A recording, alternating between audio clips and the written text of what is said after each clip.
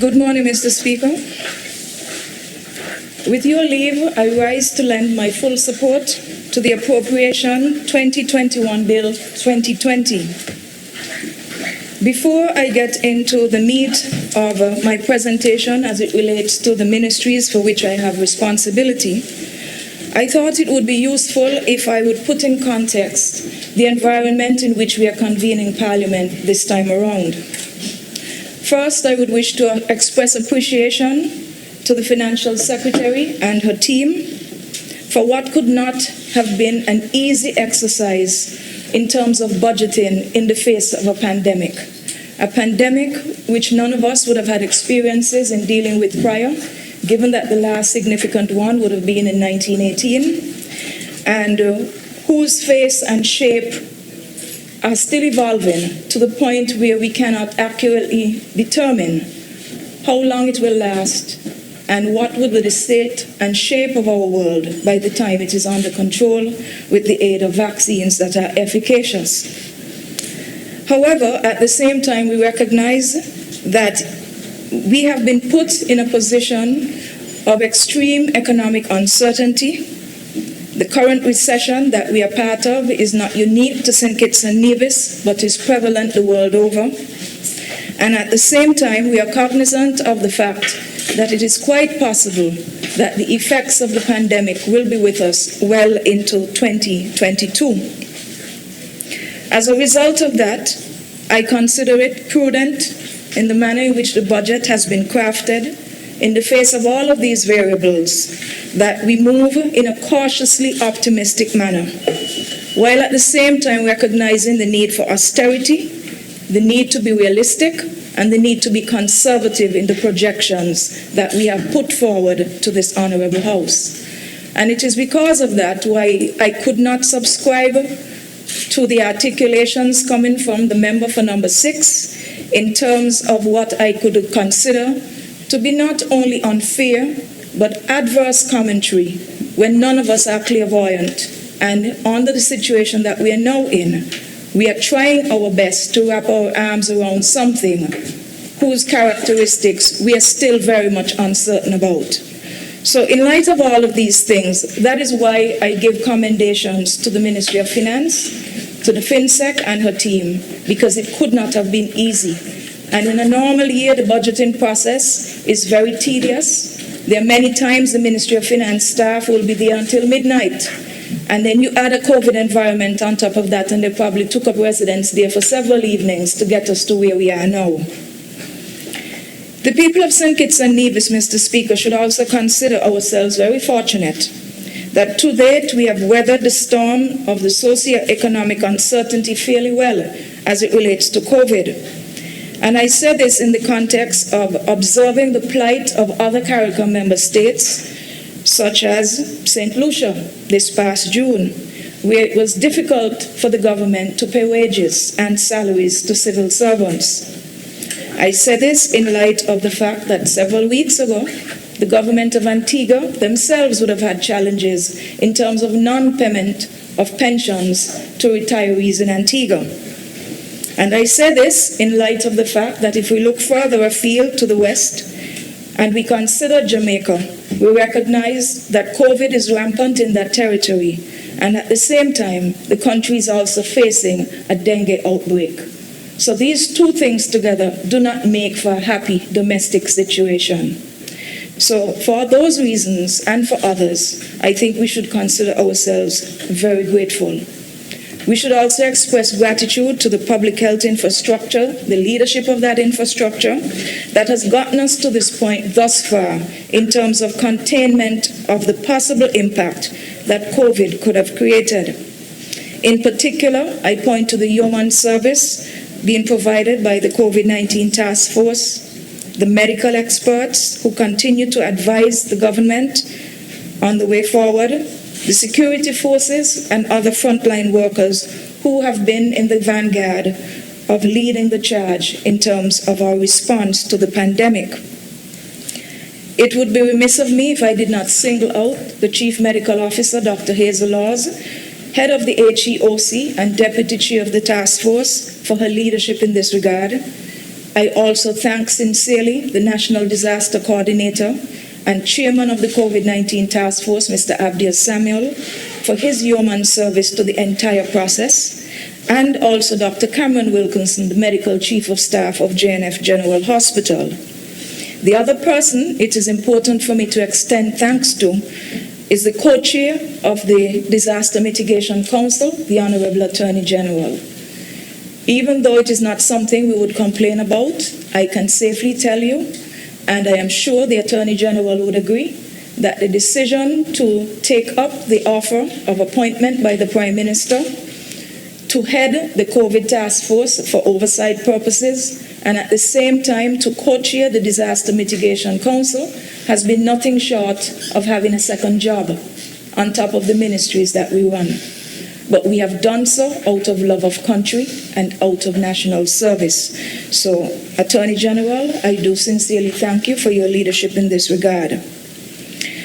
Mr. Speaker, particularly now when we have opened our borders, it is important for us then to protect the health and wellness of our people and to protect the gains that we have made over the past 9 months. We must continue with the strict adherence to the COVID-19 protocols. We must also be very vigilant and consistent when it comes to the non-pharmaceutical measures that we have heard ad nauseum. Wear your mask, practice social and physical distancing, practice proper hand hygiene, avoid mass gatherings. These are things that are still important because until when there is a vaccine that is reliable, these are all the measures that we have available to us.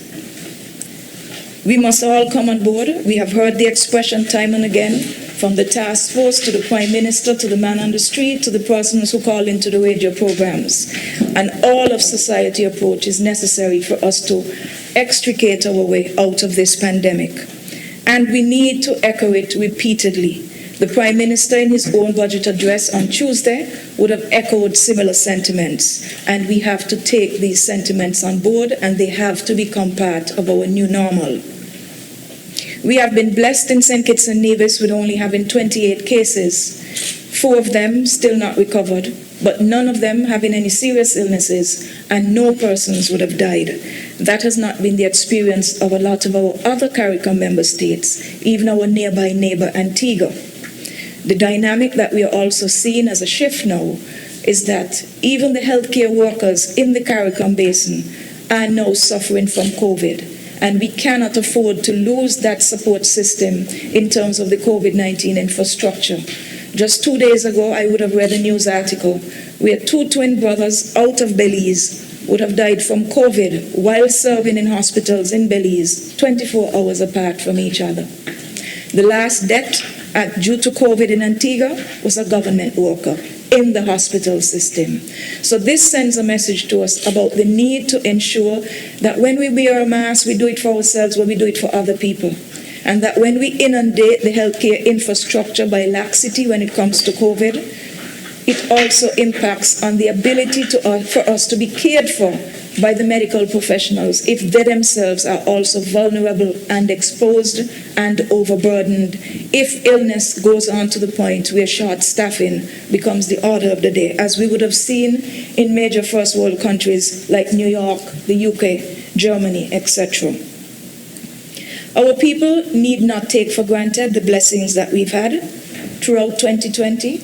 And one of the other blessings I think we should not take for granted is the fact that God, in his wisdom and mercy, did not choose to compound our problems by exposing us to any severe impact from cyclonic storms as a result of the recently ended hurricane season, the Atlantic hurricane season.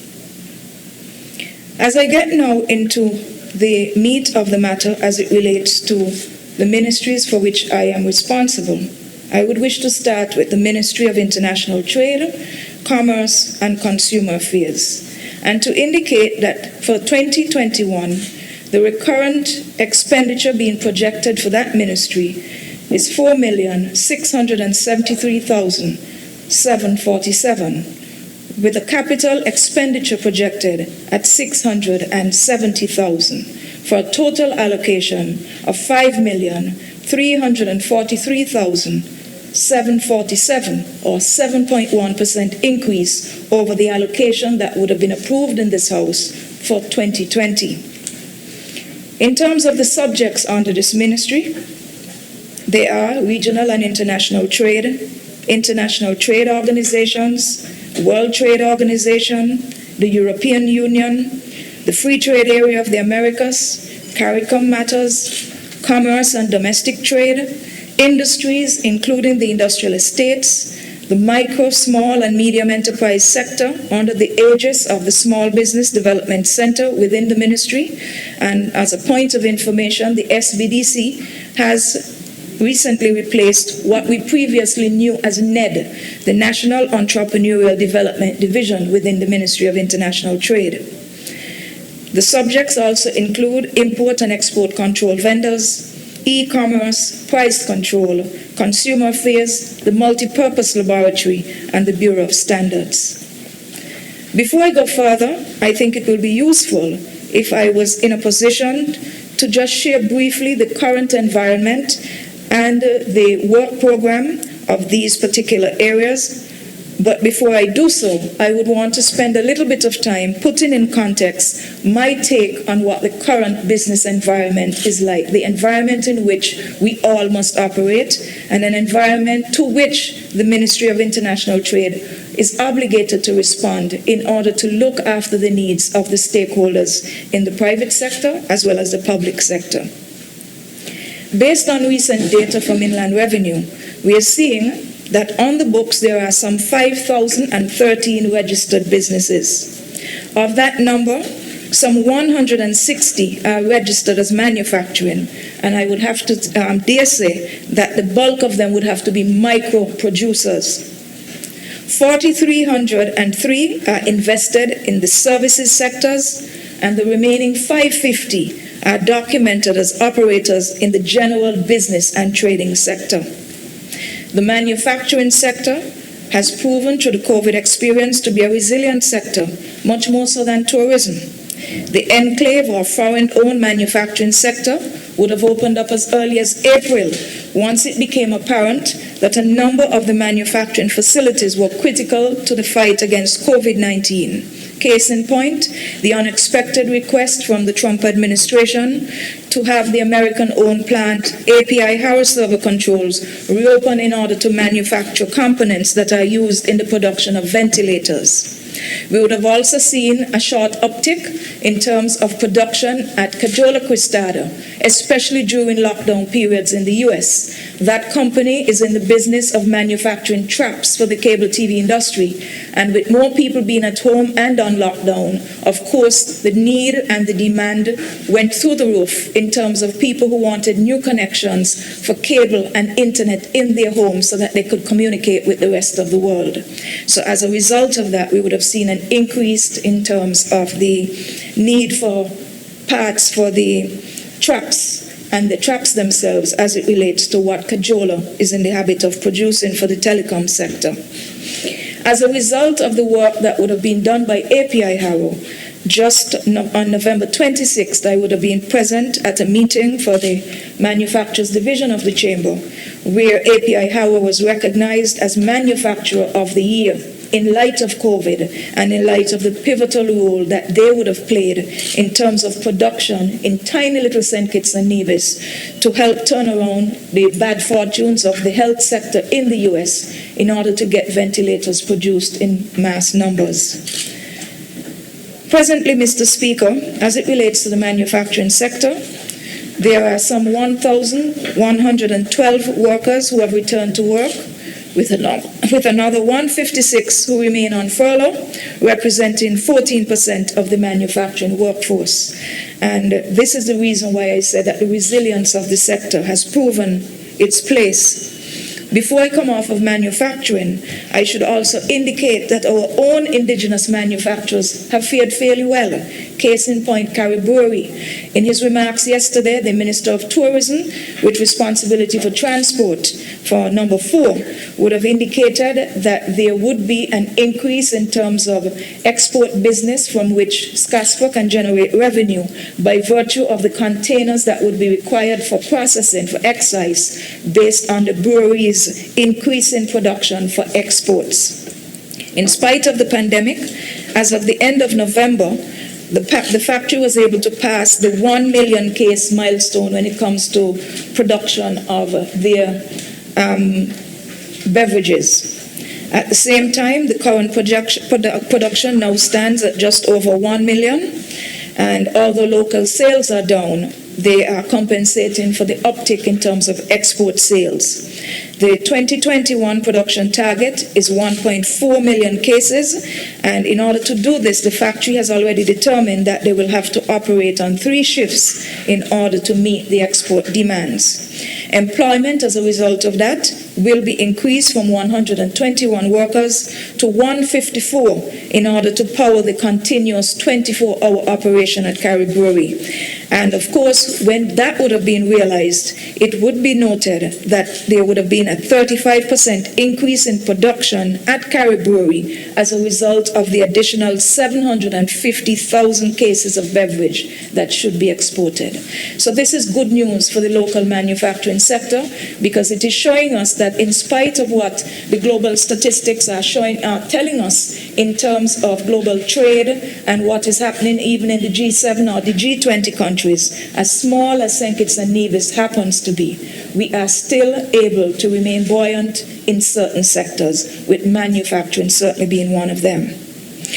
The other observation I have noted, and I hinted to earlier, is that COVID-19 would have demonstrated the fickle nature of the tourism industry. Through no fault of tourism. Tourism in and of itself is a fickle sector, because what you're in fact selling is an experience. You're selling promises of the vacation of a lifetime, but in fact what you're doing is selling an experience. And in the face of COVID, with airline traffic grinding to a halt on which that sector relies, obviously there would have been negative implications. Tourism, under normal circumstances, would be a leading contributor to GDP, accounting on its own without the addition of the allied sectors for some 8% of GDP. But when the others are added, we start climbing higher in terms of the GDP going into the region of about 60% when all of the other services that are fringe activities are added onto it. Yes, at present, we have all of the branded hotels open for staycations, and at the same time, there are government-approved quarantine facilities, primarily for our nationals. As of the time of the sit-in, we have 2 major carriers that would have returned with regularity, being British Airways and also American Airlines, with smaller charter services still being operated with the other territories in the region.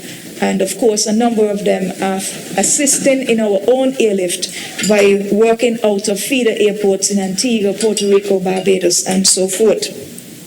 And it is certainly true, as the Minister of Tourism would have indicated, that it would take at least another 12 months before we begin to see a significant turnaround. Because, of course, the aircrafts are coming in, but with reduced passenger loads. So that is something that will take a while to work itself out, at the same time that the cruise industry is trying to climb its way out of the recession as well. What we are also seeing, Mr. Speaker, is that there has been an uptick in terms of the number of business registrations taking place in spite of COVID. And what we are realizing is that there is a cadre of emerging entrepreneurs that are mainly young people who are recognizing what is happening and at the same time have the intestinal fortitude to try their hand at business. And when you think about business, we have to be mindful of the fact that an entrepreneur, by any other term, is still a risk taker. It's a risk you take to get into business, to feed yourselves, to support yourselves, when no one is there waiting to pay your salary so that you can pay your bills. And then you trust that the risks that you take are calculated enough that you can then create employment for other people, which then eases the burden off of the public sector to become the main employer of the people of any country. And that is nothing to sneeze at. And to give you an example of what that uptick has been like, Mr. Speaker, the SBDC in 2020 would have recorded that they would have assisted some 73 startup businesses to access business support services at the ministry, in addition to being able to access the tax waivers for which they're eligible under the Small Business Development Act of 2009. Another 103 existing businesses, which means that they're not new startups, would have approached the ministry for assistance along similar lines.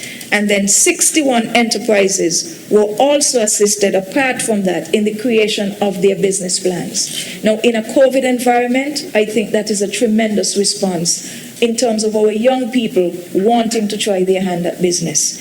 And it is something that the Ministry of International Trade is committed to continue providing as a support infrastructure to assist that sector, the MSME sector. In light of the socioeconomic shifts that we have seen in the Federation over the past 9 months due to COVID, it is then therefore important that the government remains focused on steadily and cautiously leading the climb out of the pandemic mode through a careful process of economic restructuring that is responsive to the needs of 1, our people, 2, stakeholders in the local business and investment landscape, 3, our partners within the multilateral trading system because we are not isolated on our own, 4, sub-regional and regional member states' commitments to the OECS Economic Union and the Caricom Single Market and Economy, 5, to our essential service providers to ensure that our jurisdiction is competitive and that the standard and quality of life in our country are never compromised. And to achieve this, the ministry and basically every ministry and every department in government is being called upon as a result of COVID to recalibrate its role and its mandate in order to respond to the demands that this new coexistence with COVID-19 is going to call on us to do. As I commence my discourse on the Ministry of International Trade, I just wanted to spend a few minutes to put in context what has been the sum total of the various departments within that ministry and efforts that will be put in place come 2021 in terms of the continuation of the ministry's work program. So if I may, I will start with international trade. And that is to say that that department is focused on international trade facilitation between the Federation and the global trading jurisdictions, either through bilateral arrangements or multilateral trading arrangements. And as I said this, what comes to mind would be the Caricom Single Market and Economy, the OECS Economic Union, the General Agreement on Tariffs and Trade, GATT, succeeded by the WTO, the World Trade Organization, and the soon-to-be implemented Economic Partnership Agreement, the EPA, between the CARIFORUM states and the European Union. Now, we would have heard many things about the EPA with the CARIFORUM and the EU member states for years on end now. And very soon, all of these things will come into play because I think the kick-in period for the EPA is 2025. So we really do not have a lot of time in terms of the existing Cotonou arrangement that we are still operating under, or post-Cotonou rather. At the same time, CARIFORUM is also concluding negotiations with the UK to have a separate economic partnership agreement in light of the fact that Brexit is almost upon us. Come 31st of December, that will be a done deal. And I should report to this House that by December 11th, which is last Friday, St. Kitts and Nevis and 4 other CARIFORUM states would have signed a non-binding MOU with the UK to conclude arrangements for the UK CARIFORUM EPA by the 31st of January. The MOU, as I indicated, is non-binding, but it gives us an opportunity to fine-tune some of our other arrangements with the UK. Among them, of course, being whether or not there will be any negative fallout for us in terms of losses of revenue for duty waivers, etc. But of course, what is important to us is reciprocity. In other words, the same way British goods are allowed to come in here, we would want to make sure that our own manufactured goods and services from service providers can access the UK market with the same amount of ease. I would also, at this point, give this Honourable House a short update on the partial scope agreement, which has been under negotiation between St. Kitts and Nevis, Brazil, and Guyana since 2005. To be honest, it was private sector-led, and credit must be given to Mr. Jose Rosa of Cajola Cristado for advancing it as far as it has gotten. St. Kitts and Nevis would have done everything that was required of us by the Brazilian government in terms of the trade negotiations on the acceptable product list. We had originally some 33 items to trade with Brazil from mainly our manufacturing enclave sector. And then that list would have been whittled down to 11 products because of pushback from Brazilian manufacturers who wanted to protect their own manufactured goods. And then, strangely enough, after more than 2 years of waiting and not hearing anything from the Bolsonaro government in Brazil, on December 4th, the Ministry of Trade would have received an email basically expressing interest on the part of the Brazilian government to pick up where we would have left off with the PSA with Brazil. So very early in the new year, we would be taking up that matter because, again, it provides us with access to South America's largest market, which is Brazil, in terms of a place to export our goods and services, and at the same time to be able to have, in a more structured manner, access into our market for Brazilian products. We already have Brazilian products here in terms of corned beef, poultry products, pork products, etc., and other perishable items, other canned goods, and some amount of plastics in terms of containers and so forth, which you would see in the supermarkets from time to time. So we would wish to pursue that, and I should at the same time indicate that there are opportunities for new businesses to come out of this new trading arrangement with Brazil. Why do I say that? For example, on the list that Brazil produced, there are things called hinnies. I never knew what a hinny was, so I had to go and look it up. And the hinny happens to be the cross between a donkey and a horse. I thought that was a mule. But apparently it depends on which gender the horse or the mule or the donkey was for you to determine what is a hinny. Nevertheless, hinny meat apparently is being used in the pet food industry. So if we can import that type of meat from Brazil, then it tells us that St. Kitts and Nevis has another business opportunity in front of us where some enterprising person can probably start a pet food business right here once those goods take national treatment on by passing through Guyana, which will then give them Caricom treatment, and then you have your primary raw materials to set up a pet food industry right here in St. Kitts and Nevis. So the opportunities are there, but it's for creativity to be employed to see what is possible between St. Kitts, Guyana, and Brazil in terms of the PSA. The other department I wish to look at is Industry and Commerce. And this department focuses on facilitating and assisting the creation of a favorable environment in which the industrial and commercial development sector would need to grow and to thrive, particularly the manufacturing sector. The division also supports the local business and trading sector. And the Small Business Center, again, is the one that is the focal point in the ministry to provide support to trade and to industrial and commercial activity in the Federation. I would have already explained that the SBDC has replaced NED, and the focus of that is to provide support to the micro, small, and medium enterprise sector, the MSME sector.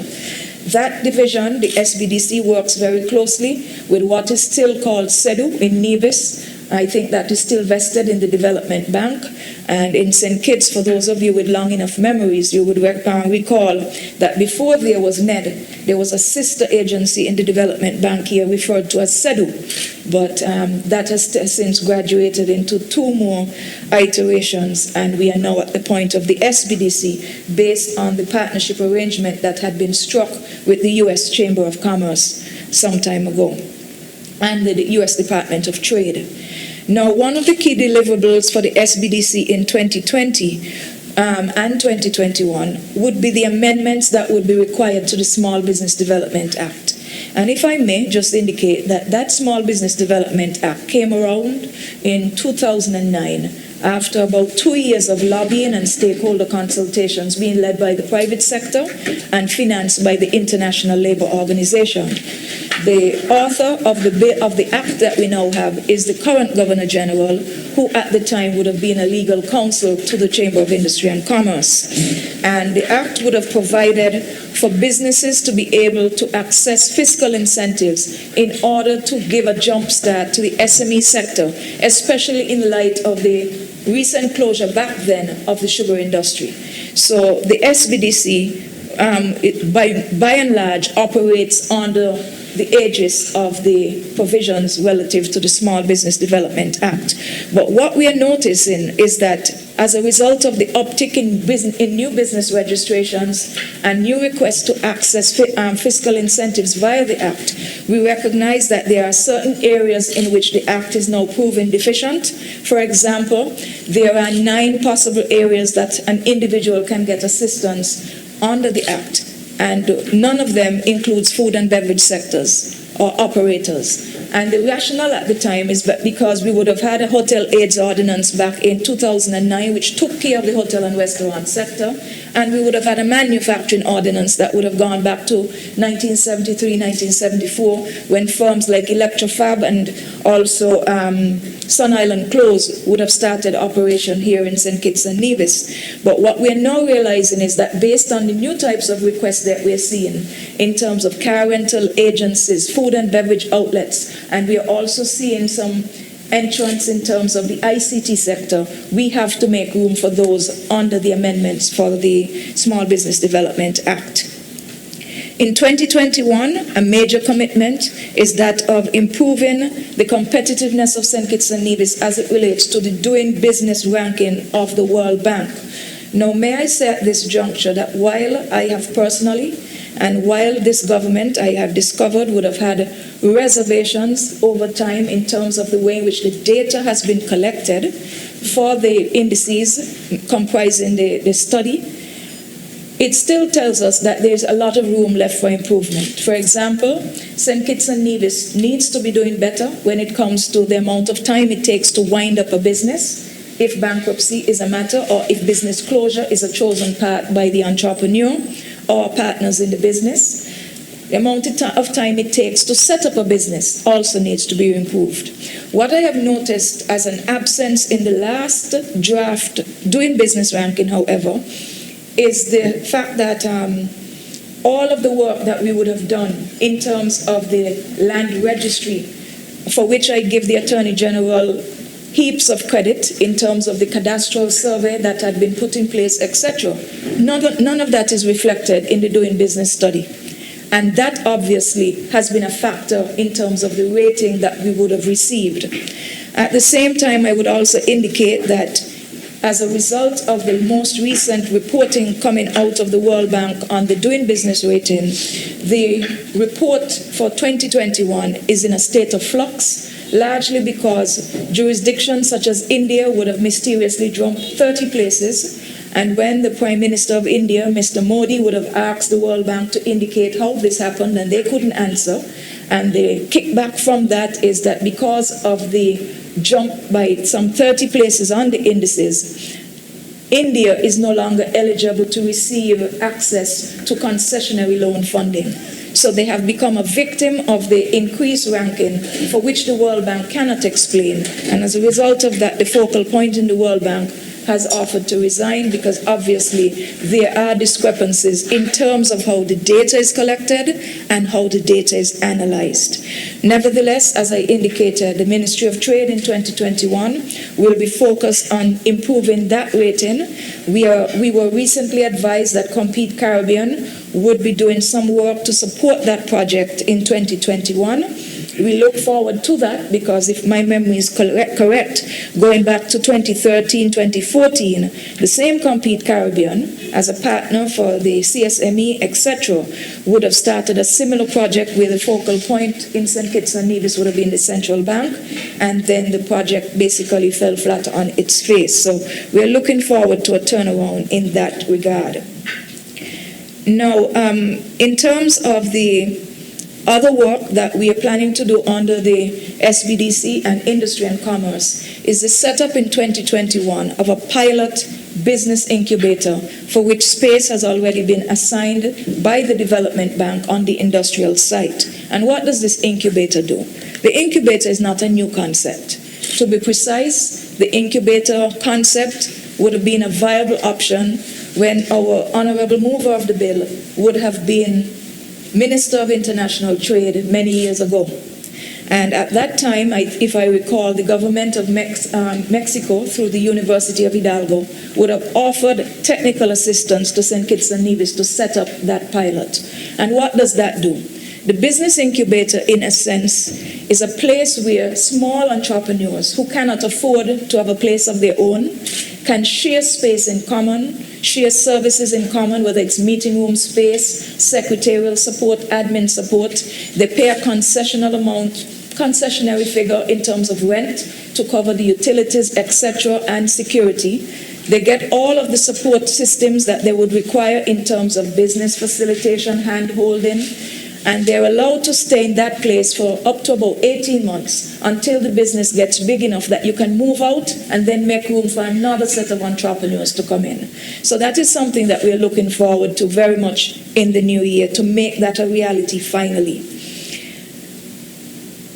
I would also wish to note, Mr. Speaker, in terms of the commitment to the build-out of the MSME sector, that in light of the creation of the new Ministry of Entrepreneurship and Talent Development, we would have had discussions with the Minister to work out an arrangement by which our ministry can be of service to those creative sector operators for whom that ministry has been designed to support.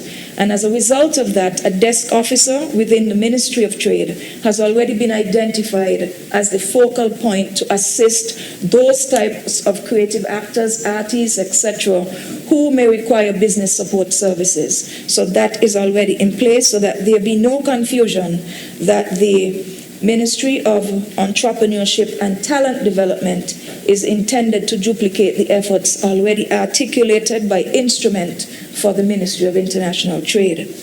If I may move on to the Bureau of Standards. The Bureau of Standards and Multipurpose Laboratory functions as the local arm of the Caribbean Regional Organization for Standards and Quality, or COSQ, which is based in Barbados. The Bureau also focuses on the business of maintaining international standards, testing and certification as it relates to production, water quality, air quality, environmental standards, food and beverage safety, and the list goes on.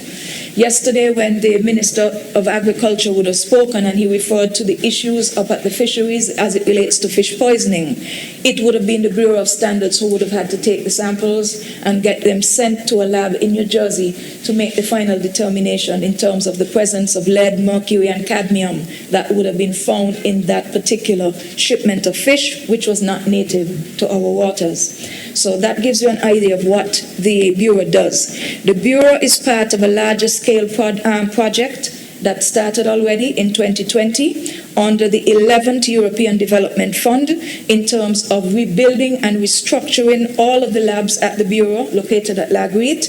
And the intention is at the first outset to basically set up a metrology mass laboratory.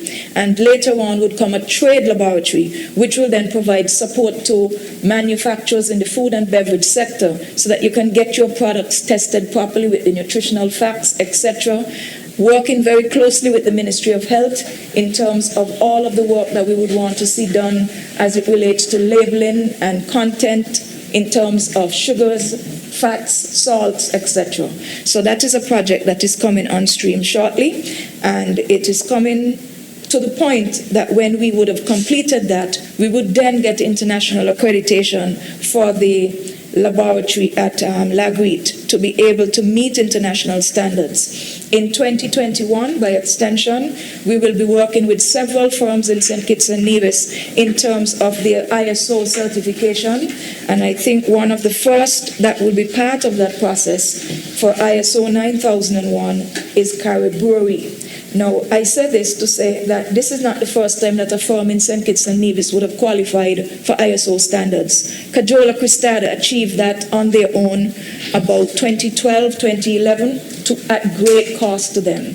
ISO certification and standards don't come cheap. Just a basic application to be considered ISO compliant could cost a company about $100,000 US. And then it costs almost that every time you have to be recertified so you can maintain your standard and have a certain level of competitive advantage when it comes to your production quality. Also in 2021 would be upgrading of the lab in terms of Hassip Certification. And Hassip, again, is related to the food and beverage sector, which is essentially focusing on the hazard analysis critical control points during the production phase. So, for example, if you end up with a bad set of lettuce, you should be able to figure out where along the production continuum did this happen, so that you can zero in on it. Time and again, we would notice here in St. Kitts and Nevis that we get advisories about E. coli and other foreign agents and bacteria that might come in food imports. And that type of matter can be dealt with easily here as well by the lab once they have met the international standards. In terms of Caricom Affairs and the CSME unit, I would like to add here that that unit, as obviously is indicated, is focused on the operationalization of the CARICOM single market and economy insofar as the revised Treaty of Chaguaramas is concerned. By extension, the CSME unit within the ministry focuses on the processing of skill certificates to facilitate the free movement of skilled personnel throughout the member state. In St. Kitts and Nevis, between the period 2005 and 2020, we would have realized that the CSME unit would have processed some 515 skill certificates, with citizens of St. Kitts and Nevis and Jamaica 144 and 141 respectively. Some 348 of the 515 certificate holders are university graduates, and between 2008 and 2020, the unit would have verified 315 skill certificates, of which 119 were for citizens of Jamaica. And while I'm on that score, I should indicate that that matter has proven to be problematic for us, in a manner of speaking, in that between September 2016 and August of 2020, we would have discovered some 11 fraudulent CARICOM still certificates coming into St. Kitts by persons wanting to operate in the Federation through employment. And regrettably, every single one of them were of Jamaican origin. We have, however, been successful in getting the Jamaican government, through the support of the Attorney General's chambers, to put in additional features in their skill certificates so that you cut down on the ability to have fraud and so forth, and basically to put the project back on keel so that it does not lose its integrity.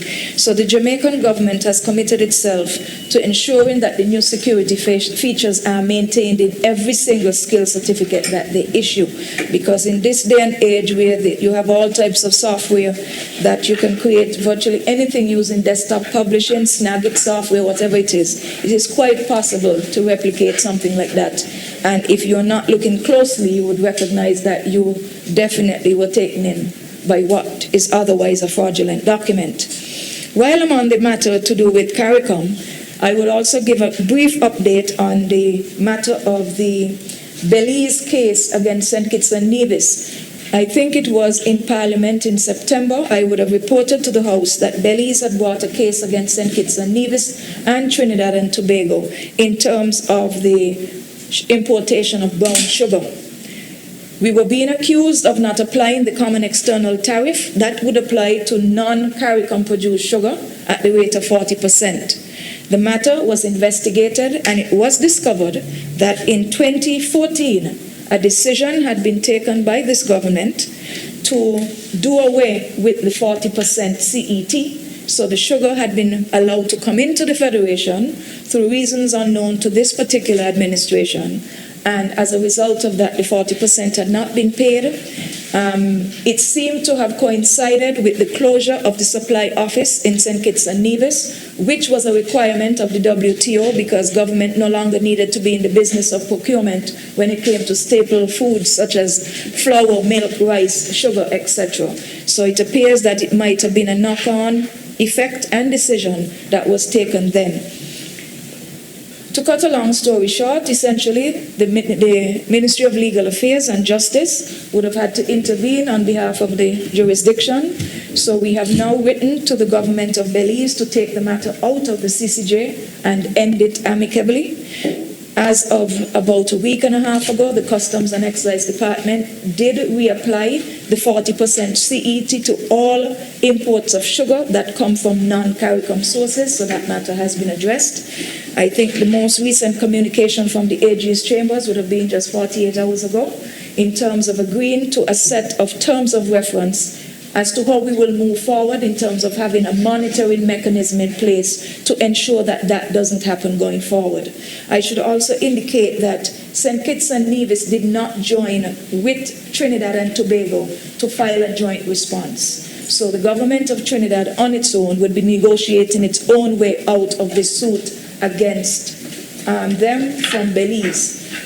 Obviously, the CARICOM Secretariat in Guyana is also named as a co-defendant in the matter because the Belizean government has claimed that they would have reported the concerns to CARICOM and CARICOM ignored their concerns. But that is a matter for the CARICOM Secretariat to handle, much in the same way that we have had to handle it in a manner that we think is best for us. In terms of the 2021 projects and initiatives for the Ministry of International Trade, I just wanted to remind us again that the budgetary allocation that we are asking for 2021 in total, both recurrent and capital, is $5,343,747. And throughout the year, we will be using that funding towards the continuing expansion of services being provided by the Bureau. I would have said earlier what some of the upgrades are. It would also allow us to do genetic mapping in terms of species of animals, including fish. For example, when the Fisheries Division sells fish, if there are queries going forward because of the addition of a PCR machine to the cadre of equipment at the Bureau, we would be able to know if you're being sold a piece of salmon and you take it to the Bureau, is it really a piece of salmon that you've paid for, or did you pay for marlin? That is to give you a very basic understanding of what that genetic clarification does. We are also conducting, as of 2021, more of the indoor and outdoor air quality testing and household inspections, building inspections, to include testing for asbestos. In the past, we would have had to ship those samples outside. In terms of CROSQ, as I indicated earlier, the Caribbean Regional Organization for Standards and Quality, they would be assisting us in 2021 to ensure that some 5 businesses in St. Kitts and Nevis are part of a pilot to become ISO 9001 certified, and Carib Brewery would be the first among those. There is also the completion and renovation of other sections of the laboratory at the Bureau, because we haven't finished all, including metal cabinetry as well as the placement of epoxy flooring to meet international standards so that the lab can be fully accredited. A full-time metrologist would also be in place. That is simply a case of promotion because we already have somebody who can be graduated into that position. In 2021, we would be also focusing our attention on the revisions to the National Manufacturing Strategy of 2014 to 2020. Over the years, there has been limited build-out of that strategy, but nevertheless, the time has come to revisit it, not just because it has come to an end based on the years that it should have covered, but in light of the COVID-19 pandemic and the harsh realities that we are being forced to recognize in terms of which businesses are more resilient than others. And as I pointed out earlier, manufacturing has shown its strength in terms of resilience under COVID. So it's the ideal opportunity for us to revise that particular strategy that would guide the build-out of the manufacturing sector for another 5-year period. A qualified local consultant has already been identified for that. For 2021, in terms of the Ministry of International Trade, we will be asking for 5 new positions in order to support the Bureau of Standards and also to support the Office of the Minister. And these positions you will note in Chapter 7 of the Volume 2 of the draft estimates are the addition of an investigations officer post upgraded to chief investigations officer, a standards officer, air quality technician, an administrative assistant, and the hazard analysis critical control points coordinator, the Hassip coordinator. A number of other posts will be renamed, but those do not have budgetary implications because the scales remain the same. In terms of capital projects for trade, just to wrap up my discussion on trade, the main capital project, which accounts for the $670,000 being asked for, is to complete the renovations of the laboratories at La Grite for the Bureau of Standards. In closing, as it relates to the discussion on trade and industry, I would like to indicate that the ministry has relationships with at least 9 international agencies for whom we would have to be paying contributions, some through the Ministry of Foreign Affairs and some directly. And I wish to report that the ministry is compliant with all of these annual quota contributions. I now move on to the Ministry of Labor. And in 2021, the Ministry of Labor is asking for a recurrent budget addition of $1.9 million with an additional capital expenditure addition of $7.2 million for a total allocation of $9.1 million, or an increase of 167.37 over the budgetary allocation for 2020. So when we hear people say that this budget doesn't take into consideration people who are distressed and displaced when it comes to labor and employment, the figures do not lie. For 2021, there will be an increase by 167.4% in terms of the allocation to the Ministry of Labor. As I had done with the prior discussion on the Ministry of International Trade, I will do the same with Labor to point out the subjects that are covered by the Ministry of Labor. But before I do so, I would like to turn our attention to an errata that was discovered in the Volume 2 of the draft estimates. If we could turn to Chapter 19, page 19-7, you would note that there is an error in terms of a section called Ecclesiastical Affairs Matters. It appears that during the printing process there may have been a file override, and as a result of that, because the previous permutation of the ministry included ecclesiastical affairs, it appears that the Ministry of Finance would have missed that. So when you turn to page 19-7 on the Chapter 19 for the Ministry of Labor, where you see that indication in the middle of the page for ecclesiastical affairs, please note that we have already pointed out the error to Finance, and the government printry has already made the change. So when the final copy of the estimates would be printed, that would not be in there. So I just wanted to explain that, because I'm sure when people saw it, they would wonder, what am I reading? But that was because of a file override that happened at the printry. However, to go back to the discussion. And remember, just for the benefit of all, could you repeat the exact section? Okay, it's Chapter 19 of Volume 2 of the draft estimates. And once you get to Chapter 19, you're looking for page 19-7. So right about maybe after the first 1/3 of the text on the page, you will go down and you will see a notation pointing to some objectives relative to ecclesiastical affairs that should not be there. Okay. All right. So to go over what I would have started, in terms of the Ministry of Labor, the subjects that are covered are policy and labor relations, labor inspection, occupational safety and health, social protection, employment and related research and stats, the ILO, the International Labor Organization, international labor standards as it relates obviously to the ILO, the National Tripartite Committee made up of the social partners who are representatives of workers and employers, in other words, perhaps the Chamber of Commerce and other like-minded agencies, as well as unions, the International Organization of Employers, the IOE, the International Trade Union Confederation, the ITUC, and the Inter-American Network for Labor Administration, going by the acronym RIAL, which is a voluntary organization that falls under the Organization of American States. Now, in terms of the challenge that confronts the Ministry of Labor for 2021 as it relates to COVID, everything that we have discussed in this room has been underpinned and interlaced by COVID, which we cannot escape.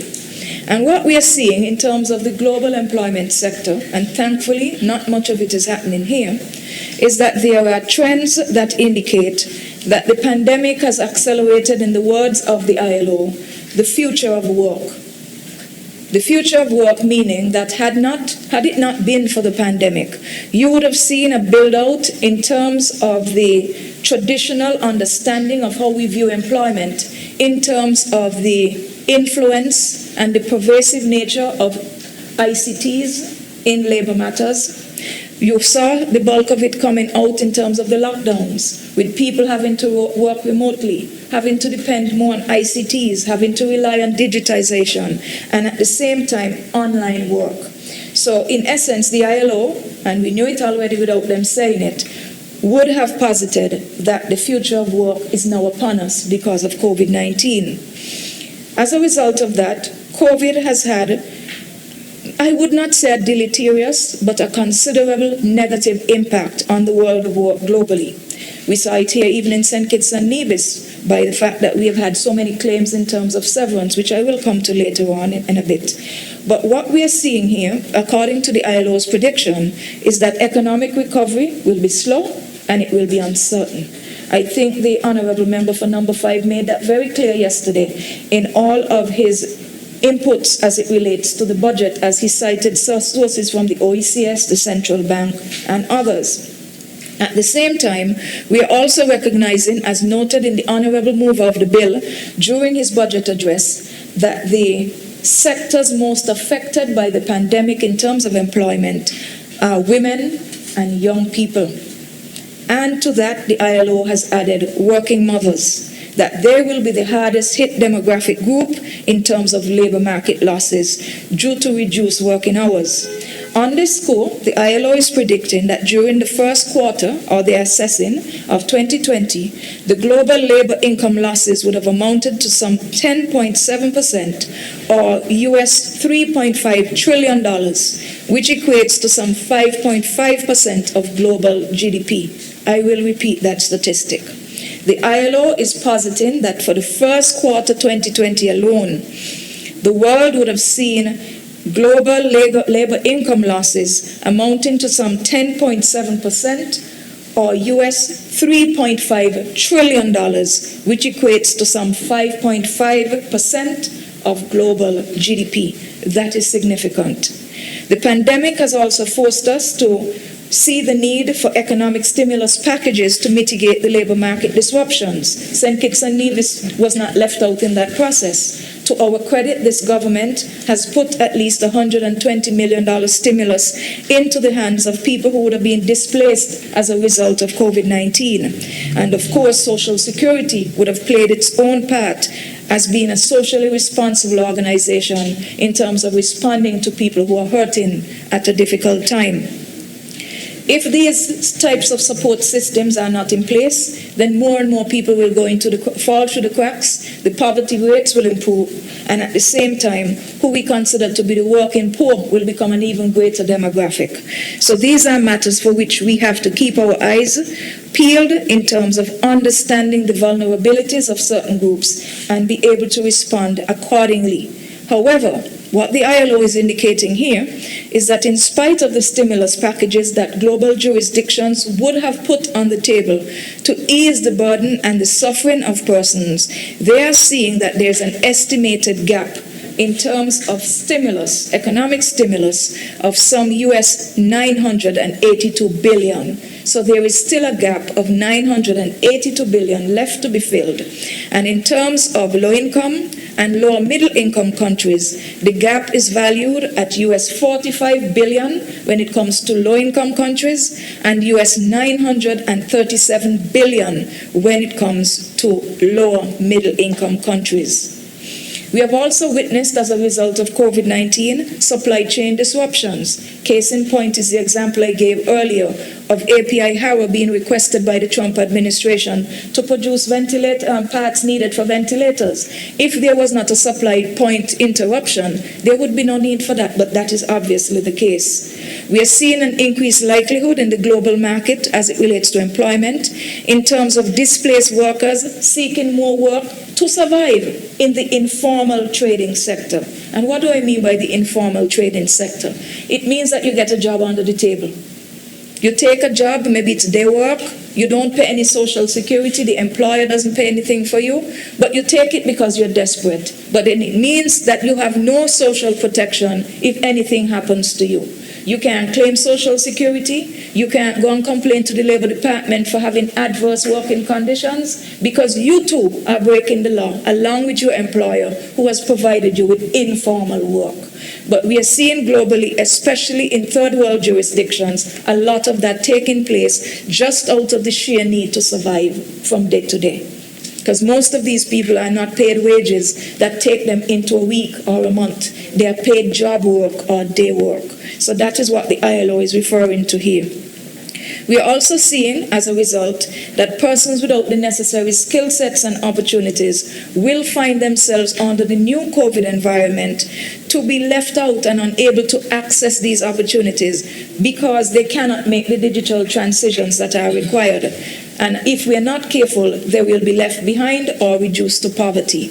It is for that reason why this government, if we recall, when the pandemic would have started and schools had to be closed, the former Minister of Education would have gone to the trouble with the support of the telecoms industry to ensure that there were iPads provided, laptops, whatever infrastructure, as well as the connectivity provided by internet so that learning could continue.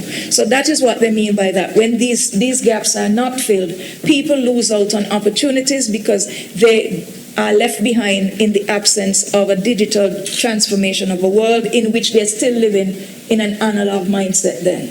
So that is what is happening. However, the ILO is indicating that there needs to be a policy prescriptive going forward now in order to respond to 5 key challenges being posed by COVID, which every jurisdiction they are advising to take on board. And these challenges are delicate balancing and sequencing of economic and social policy interventions that must be sustainable and at the right scale, filling stimulus gaps in emerging and developing economies, the need for national solidarity, again, what we keep talking about the all-of-society approach. That's what the ILO means here by national solidarity. And the fifth challenge that we will have to look at would be tailoring policy support for vulnerable and hard-hit groups. We would have indicated earlier who some of these are: young people, women, working mothers, as some of the most vulnerable among them. Now, in terms of the severance payment claims, Mr. Speaker, I could not end my discussion on the Department and Ministry of Labour without speaking to that. We would have noticed that once we would have locked down the economy and the rules of the law as it relates to the Protection of Employment Act and also the provisions therein as they relate to the severance payment fund would have been such that after 12 weeks of layoff, severance is triggered, which means if you were laid off in March, come towards the end of June, you would begin to see an influx of claims coming to the Ministry of Labour for payment of severance. And that even if it's a case where you have a rogue employer who refuses to give a worker a letter of termination to trigger the application for severance, it does not stop the department from processing the claim, because the department follows the law in terms of using the 12-week benchmark as the kick-in period. And it is for that reason why we would have had such angst in the system, in the labour market system here locally, when it came to the Marriott workers, who were furloughed for the 12 weeks, but then the Marriott did not follow through by providing the letters of termination for the rank and file of their staff. However, I would like to present the data as at the close of business on Monday the 15th. Data from the Labour Commissioner indicates that as of Monday, close of business, the total number of claims received were 2,353. The total number of claims being processed right now, 1,277. The total number of claims received between the 10th and the 14th of December alone, 59. Total number of severance claims processed to date, 1,017. Total number of claims paid out to date, 916. Total number of claims awaiting payment, 101. And total amount of money paid out by the Department of Labour thus far for severance claims, $9,974,817.76. And in order to facilitate that, Mr. Speaker, I should add that traditionally the Severance Payment Fund has always been in a state of arrears, largely due to abuses to the system, abuses committed by employers, abuses where it might have occurred in the past that even staff members within the department would have colluded with employers to put through severance claims that were not genuinely claims. I should also at the same time indicate that when it comes to severance payments, the only person who contributes to the severance payment fund is the employer. The worker does not pay a cent. 1% of payroll is deducted from the employer's full payroll number to go towards severance pay. And what it means then, it's telling us that several things are going on here. One, the fund is undercapitalized. It is in need of review. It has also demonstrated the need to fill loopholes and gaps where abuses have been taking place. But then the fund was further taxed in 2014 when the previous government introduced the long service gratuity, but then failed to put additional monies into the fund to capitalize it. So the same pot of funds which severance payment claims were being paid from is the same pot of funds that we are expected to pay long service gratuity fund. And for the sake of information, just to add for the benefit of the public, the only two types of employees who are eligible to receive long service gratuity by law are workers in the hospitality sector and manufacturing workers. Those are the only two. And I said this against the backdrop that just about 2 days ago, if I'm correct, Attorney General, we had a request from a lawyer claiming long service gratuity from his own law firm. So perhaps this is the time of the ridiculous. I do not know. Anyhow, so just for the sake of clarity, the only persons who can claim from the long service gratuity are workers in the hospitality sector, i.e. the hotel and restaurant and allied services sector, and workers in the manufacturing sector. Having said that, however, Mr. Speaker, I should point out that as it relates to the long service gratuity and also the matter to do with the severance payment fund, the National Tripartite Committee has been working diligently over the past couple of years to look at amendments as it relates to these provisions under the Protection of Employment Act. At the same time, a lot of work would have been expended by my predecessor, His Excellency Ambassador Vance Amory, in terms of getting us to a point of a draft labor code which would have embodied all of the requisite pieces of labor legislation for the country. However, in light of the loopholes that we are now seeing in terms of severance and the long service gratuity, for example, the law says that once you've worked 10 years, you can claim long service gratuity. Now, if you're young enough and able-bodied enough, you could claim long service gratuity 3 times then, because I could work 10 years for you, 10 years for representative for number 1, and 10 years for the representative for number 3. So in 30 years, you would have collected gratuity 3 times. Now that is unsustainable. So there are amendments that we are putting in place to make it eligible at the same top tier as the severance payment fund, which is the maximum 1-year payout for at least 17 years of work, so that you could get around that type of loophole. At the same time, Social Security, to their credit, would have put in place a draft piece of legislation to create an unemployment insurance fund. So had we had that before COVID, it might have eased our burden quite a bit. But in 2021, it is a matter that will be pursued by the Ministry and the Tripartite Committee, so that persons who would have lost their jobs and would have been out of work for 90 days would be eligible to claim from the fund, but would have to actively demonstrate that they are seeking new employment. So in other words, it's not intended for you to remain on it for the rest of your life. So that is a matter that is coming up. Now, the projects for 2021, in addition to the amendments that I referred to, would be in terms of ICT transformation as it relates to the ministry. We would wish to have the matter of COVID claims, etc., and others digitized so that we can get them processed a lot faster. Part of the difficulty that we have in terms of the severance claims is the fact that everything has to be done manually, not just by the ministry, but with verification from Social Security, which tracks your entire employment history to come up with what is considered your average wage against which your eligible years that you can claim from can be calculated. So that is a major issue. And then on top of that, the Accountant General's chambers would then have to do their own audit trail to approve payments before they happen.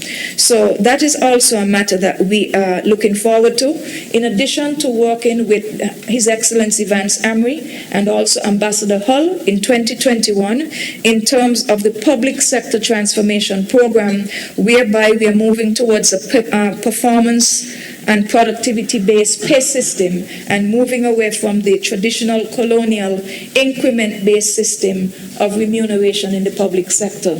So that is a project that we are looking forward to very much in the new year.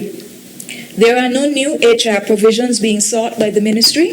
The ministry is staffed by 27 workers as well as an additional 10 step workers, and we are ably staffed for the time being. We at the same time recognize the need for austerity, so we have not requested any additional staff because we are also looking forward to regularizing the 10 step workers that we have. And while I'm on that score, I should say a hearty thank you to the Labour Commissioner and her team for being able to process these claims given the tedium that comes with them. They are normally in the building as late as 9 p.m. and especially when it comes to the step workers, we have gotten incredible support from them. And I am pleased to announce at this point that the Ministry of Finance has agreed that in recognition for the extra work being put in by the staff, eligible staff members of the Department and Ministry of Labour, that an end-of-year honorarium is going to be paid to them for the hours that they are putting in. So that is good news for them, especially at a time when we cannot afford to pay a double salary. And it at least recognizes them for their effort. So I just wanted to add that. Our solitary capital project for 2021 would be the $7.2 million allocation that we are asking for to continue to be able to pay out the claims that are still coming in as it relates to the COVID-19 pandemic. In terms of our obligations to the international community, we are current in those obligations as they relate to the ILO and also, as I indicated before, the Inter-American Network for Labor Administration, acronym RIAL, because it's a Spanish translation, and those are in the figures of 1,515 US for RIAL and 4,148 when it comes to the ILO. In closing, Mr. Speaker, I would wish to indicate that we could not have concluded the work this year of the Ministry of Labour without the strong support of the stakeholders that we work with, Social Security, the social partners, the Trades and Labour Union, as well as the Chamber of Industry and Commerce. We recognize at the same time that even though the ILO's regulations state that you negotiate with the most representative organizations of employers and workers, that St. Kitts and Nevis doesn't have a big union culture, but with CSME and the continued movement of people, we will see more of the unions popping up, sector-specific, I would imagine. At the same time, there is room for opportunity from other umbrella organizations as it relates to the private sector to do more to represent the interests of their members. The Chamber of Commerce, for example, does not have more than perhaps 125 members. And based on what I indicated earlier as the total number of registered businesses in St. Kitts at being over 5,000, it tells you that the Chamber of Commerce cannot be the most representative group when it comes to employers. So nevertheless, we work with these agencies, we work with other stakeholders, we work very closely with the ILO, and we are grateful for that support, particularly the support of the staff during the last 4 or 5 months in terms of the added pressure that they've been under to process this inordinately large number of claims. With that note, Mr. Speaker, I rest my case, and again, as I started, I will end in rendering my fullest support to the Appropriation Bill 2021 of 2020. May it please.